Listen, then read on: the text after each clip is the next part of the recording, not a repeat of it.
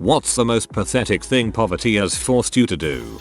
I thought about making a throwaway for this, but frick it. When I was 13 years old, had to use socks instead of pads, because we were so broke couldn't afford TP or menstrual products. Stolen napkins from restaurants worked too. Back when food stamps were actual paper stamps, my mom and I would go buy penny candy with them, walking to multiple stores. They gave you actual change for that. We would then take that accumulated change and pay bills with it or buy things you can't buy with food stamps. Ate nothing but rice and sugar and powdered milk for a week once, when food stamps got cut off. All of this is embarrassing as frick, but I like to think it made me a better person now. My mom is a proud, wonderful person, who despite us going through some rough times when I was young, always made me feel loved. Luckily I'm above the poverty line, about low middle class now, but I am not ever gonna starve, and I live within my means. I think all of this did contribute to my ghetto-ness somewhat though. I'm envious and suspicious all at once,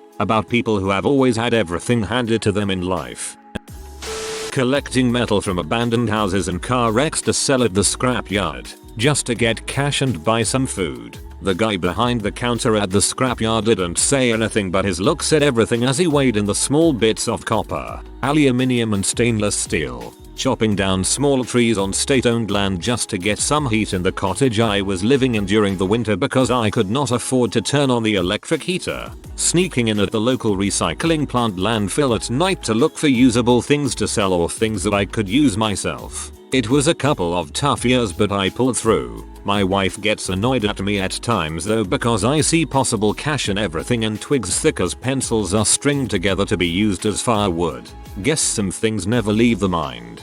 Hey, those aren't bad skills to have. Sorry to hear about your crappy situation earlier though. Hugs. Stole money from my grandfather's wallet when he started to get Alzheimer's. Family blamed him for the lost money. Years later, when I was back on my feet and making good money, I repaid it and took full blame. He forgave me, but I still feel bad about it. Upvote for taking accountability for your actions. My mom sold the wheels from our trailer for $50. Some scrap metal guy came and sawed them off and hauled them away. I remember sitting in the living room listening to the saw because it was really loud and scary. True story. Well, dang. Thread over. Not me but my wife. She grew up extremely poor. One winter was really bad and they were down to the last of the mayonnaise sandwiches they had been eating for over a week. A moose was hit by a car on the highway and my wife's family picked it up and canned the entire carcass in mason jars. My wife still says it was the best thing she has ever eaten. TLDR. My wife ate roadkill and still craves it. I'm from a very redneck area, and if you hit a deer you take that sucker home. My grandmother had my mother at 16, 2 more daughters by the age of 20. When my mom died, my sister was going through her stuff and found this note written by my grandmother. I'm guessing it was when my mother was 4 years old. Beverly was the youngest, an infant at the time. My daughters are hungry and we have nowhere we can go to get help. Beverly has not eaten in 10 days except for water and sugar in her bottle and I have stolen the sugar. If God will only find someone who will feed my daughters, I make a solemn vow unless they want to find me I will never interfere in their lives in any way. I swear by every breath in my body, God help me, for they are my life. My grandmother gave up all 3 daughters to foster care and spent the next several years prostituting to survive. Along came the guy I grew up knowing as my grandpa. Pulled her out of that life, married her, and they lived a prosperous life. To this day, I don't know how my mother and her 2 sisters reconnected with my grandmother. The grandparents I grew up knowing were happy, loving, joyful to be around. I didn't know until much later from what depths she had risen. Once there was this really annoying girl in 6th grade. She was bossy, rude, and I hated her guts because she was upper class and boasted about it, treating people below her less than human. The only reason I even associated with her was because we got stuck together for science fair. But by this time of the year, most people either knew or guessed I was poor because of my clothes and how I got free lunch and had to take some home sometimes. Anyways, we were behind and dragging our assess on science fair, so when worse came to worse, we had to pull an all-nighter at her house. Meanwhile at my house, My dad had passed away and my mom was in the hospital on her chemo. We had no heat, no electric, and it was midwinter, so for heat, I would take my little brother to the local grocery store. It was 24/7, and we would sleep in their bathrooms, lulled to sleep by the cliche Christmas music that would play to taunt customers. My brother didn't understand yet. He thought they were playing a concert just for us. I was basically the mom to my little brother, so I had no way of going to her house. Long story short, I ended up having to go and taking my little brother. That girl's parents were naive, and so thought us girls wanted a play friend. The most degrading part was that she knew.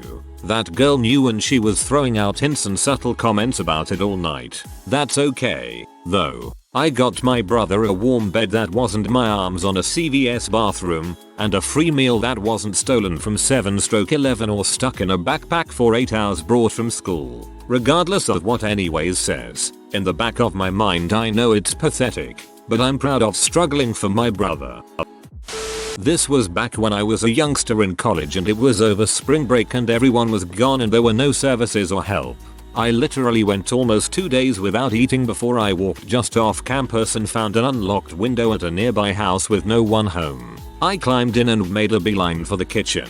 I found a plastic bag and took around $50 worth of food, a fork and nothing else. I left them a note telling them how sorry I was for taking their food, but I was really hungry and hadn't eaten in days. Still haunts me.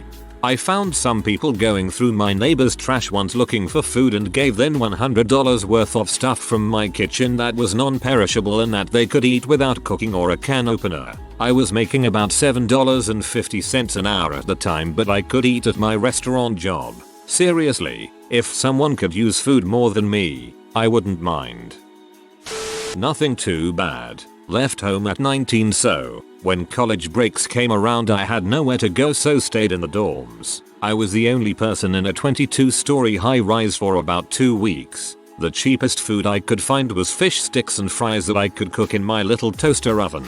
So every day after coming back from my gas station job, I'd get my yummy fish sticks and fries. I haven't eaten fish sticks since then. I just finished paying $250,000 for my son's college tuition. He has no idea how good he has it. You should probably tell him. Couch surfing at my buddy's because I didn't have the rent money for my own place. He'd go to work, I would go to the bookstore to read, then go to Costco to eat free samples for food. Repeated for about 2 weeks. I think I spent about $20 over the course of 15 days. Some of the employees started hooking it up though, like giving me half a pulled pork sandwich on the sly. Full go-gurts and crap.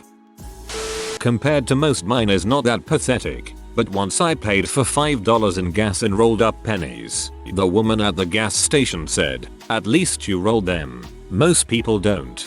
Been there. Last year actually. Paid for $11 of E10 fuel and 20 C pieces.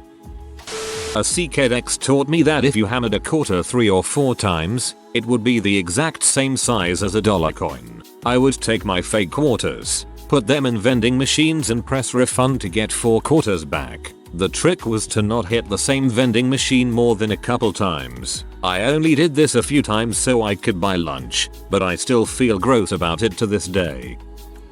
In my nutrition and wellness class in high school, we had a pitch-in for Thanksgiving. I brought in Hawaiian bread and ham sandwiches. No biggie. There's this classmate that reeked of body odor and wore the same clothes almost every day. He often got made fun of because of that. Anyway, he told me that he loved those sandwiches, so I told him to take all of the extra sandwiches since no one else wanted them. He then told me, "Gee, thanks. My family will love these." I stood there in silence for a good minute or so, just thinking that there are people that have bad home situations. So I told a few other classmates and they offered him leftovers. At the end of the period, his arms and backpack were packed with food, dessert, soda, etc. He had the biggest grin I had ever seen.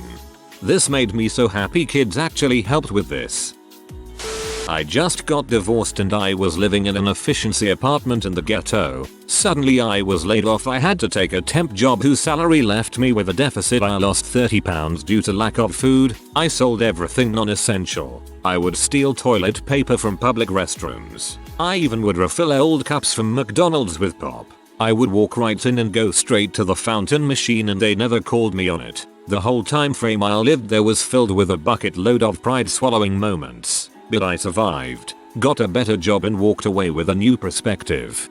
I've noticed most employees won't call you on it in stories like this. And it's because the cost of filling a medium-sized drink there is something like 2 or 3 cents. They probably are aware you're struggling to get by, and the deficit the company suffers are literally meaningless. I've also worked in a movie theater with syrup-based soda machines and know the profit margin to be true. Pathetic things, IDK, resourceful things, however, I've done. Okay, I guess a few pathetic things too. No coffee maker, let alone expensive filters, so we made Cowboy Coffee. Throw grounds in a mason jar, add hot water, let grounds settle and pour yourself a cup. Need an evening pick-me-up? Boil water and pour it over that morning's used grounds. Otherwise, save the grounds for tomorrow morning.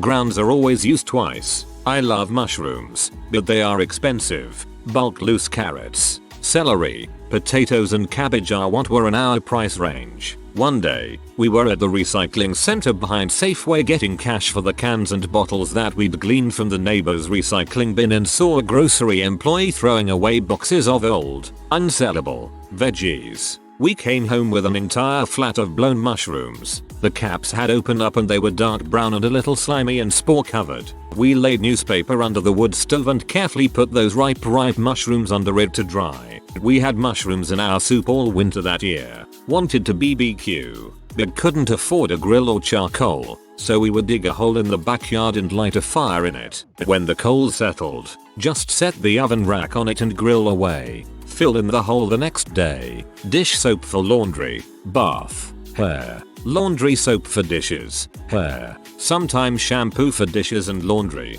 Depends on what kind of soap you had left until you could afford some more. Oh yeah, baking soda when you are out of toothpaste. Mayonnaise in cakes when you were out of eggs and oil and it was someone's birthday. Egg whites and sugar mixed together to substitute for hair gel. That was junior high. I had bad hair ideals. Used wads of toilet paper, hoarded from public bathrooms, as pads every month. The only bread we had for years was the leftover pieces people didn't eat, that I'd bring home from my restaurant bussing job at the end of the night. This one kinda grosses me out now, but I would eat the leftover pieces of steak, etc. from people's plates at work. That way, I could bring home my one shift meal for my daughter to eat. Use a Sharpie from your friend's backpack to draw eyeliner on. Use cornstarch as oil absorbent face powder cover up. Use cooking oil as body hand lotion. Rub rosemary, bay leaf, pine needles, whatever is strong scented and growing outside, on you to mask the bad smells of cooking oil. Improperly washed clothes, lack of deodorant, whatever the stinky issue was at the moment. Shop at garage sales, flea markets. Goodwill and Salvation Army were too expensive for everyone's Christmas presents. All my Christmas presents were from garage sales, flea markets or homemade too. Pretty awesome. Except for when I was between the ages of 13-16. Now I'm having a hard time thinking of pathetic things, like OP asked for. All I can think of are the little things we did because we were so poor. I would eat the leftover pieces of steak, etc. from people's plates at work. Yup, when I was washing dishes my co-workers called me El Mapache, the raccoon.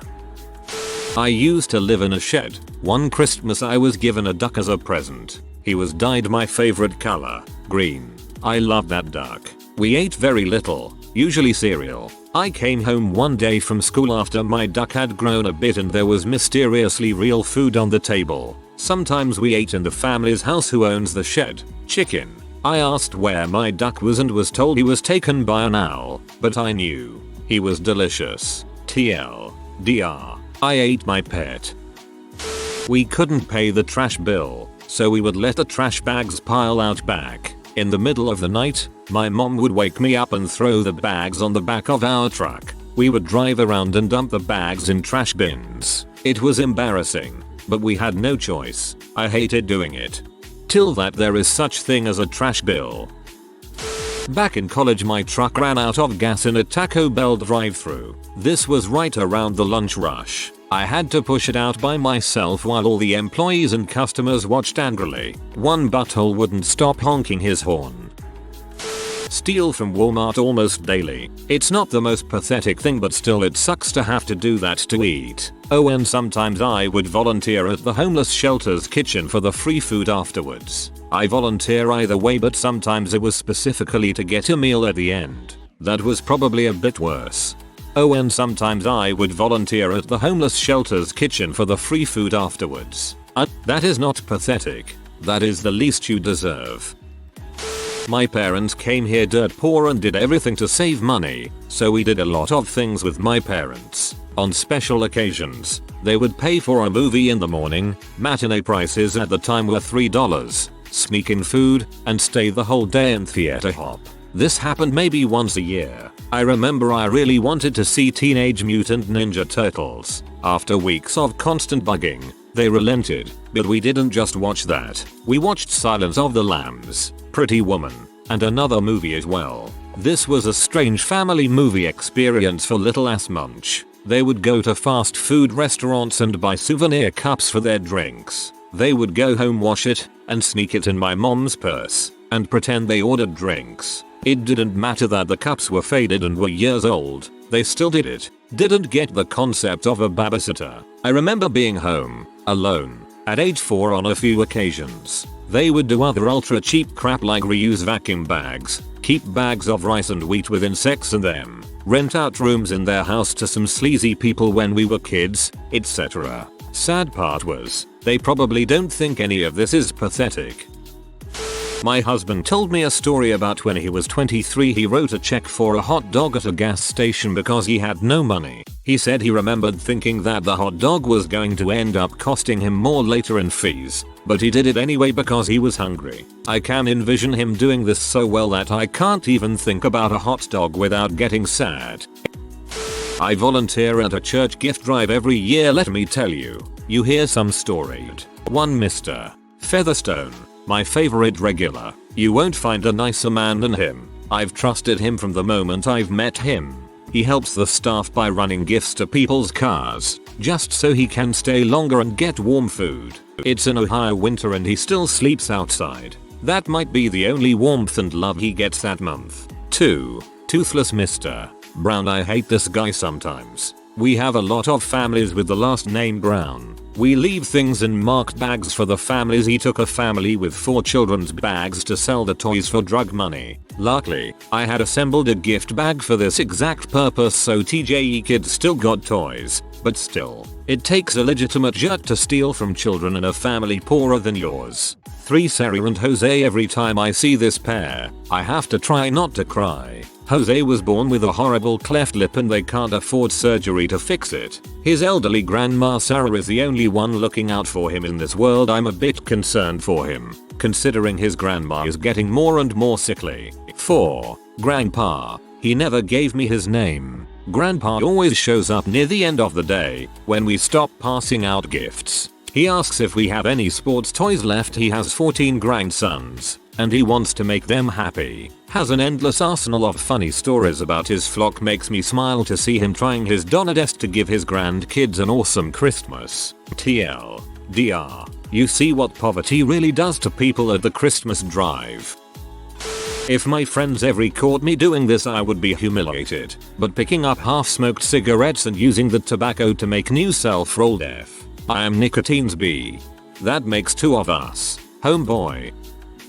When I was first divorced, I was flat out broke. My ex was a drug addict and didn't pay any child support, so I was on my own with 2 little kids and a mortgage, and about $10 in the bank. It was Christmas time and it was the first year my 4-year-old son really understood about Santa. He was so excited. I didn't know what I was going to do because, like I said, I had less than no money. A few days before Christmas, my dad gave me a $100 gift card to CVS that was part of his health benefits. So I bought all of my son's Christmas gifts at CVS. I can so clearly remember wandering around the store, trying to figure out what to get and feeling like such a failure as a parent. I picked up a package of clothesline and put it in my cart and just lost it. I cried like a baby in the home improvement aisle at CVS because I was reduced to giving my son clothesline for Christmas. He did end up getting a lot of nice toys from my family, who felt sorry for me, and he was perfectly happy.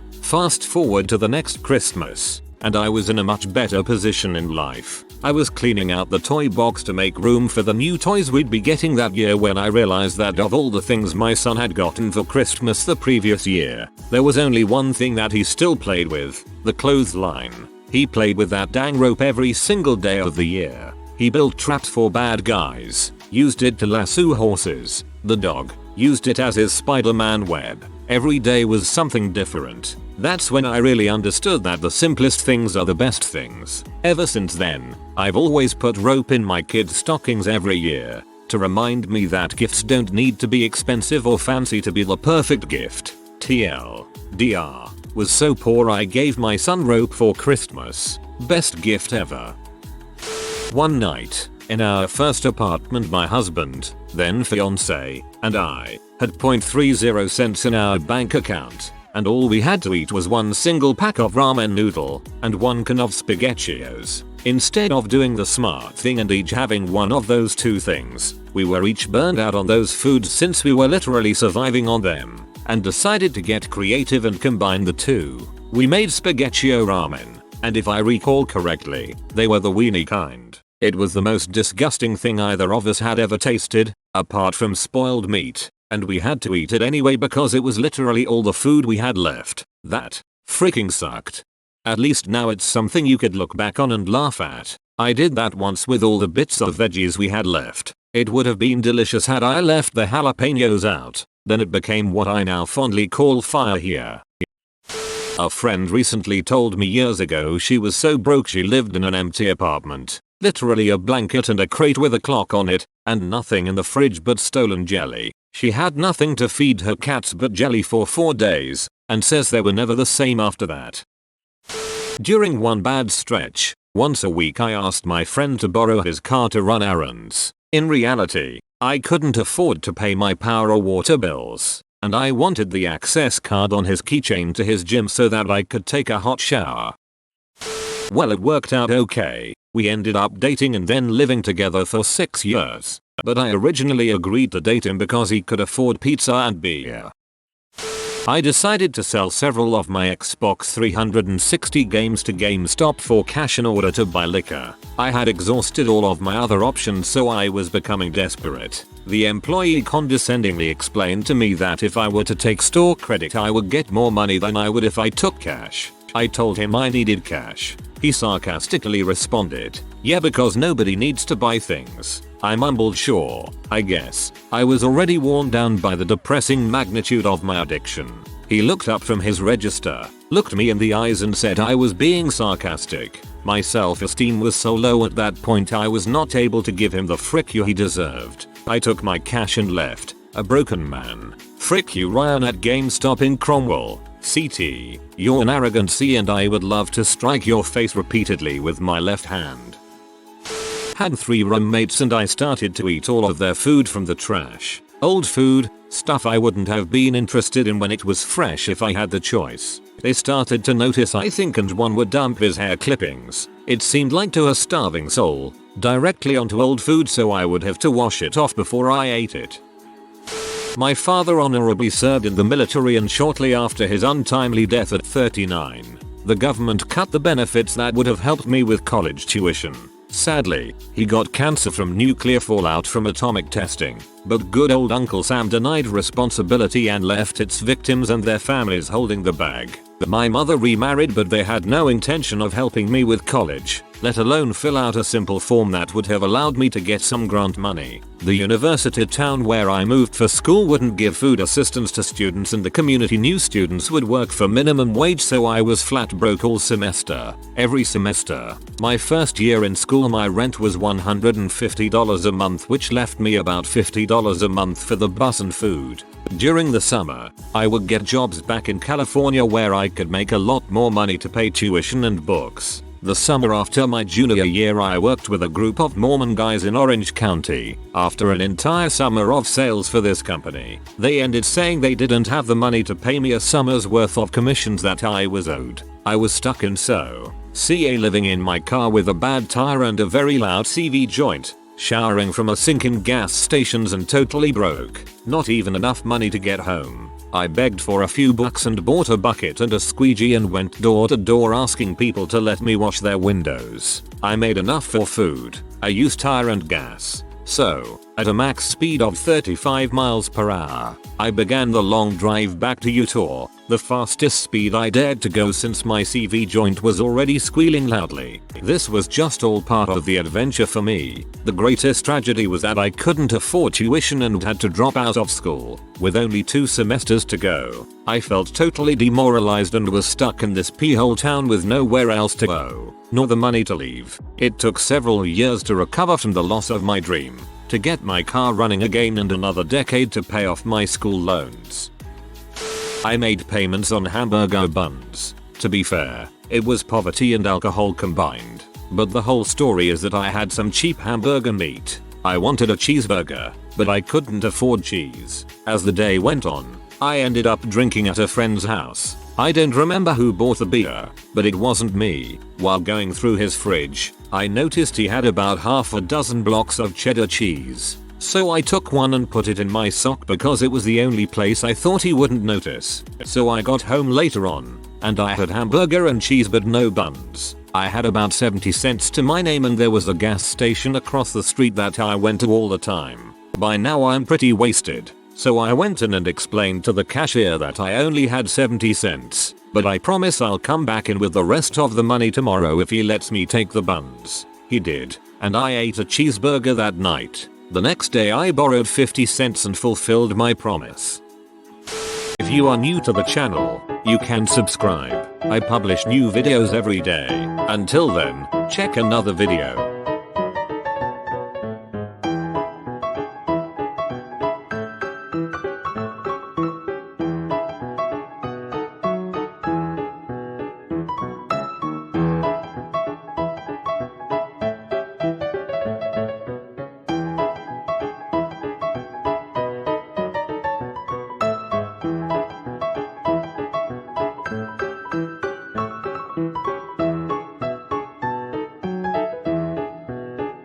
Bye for now.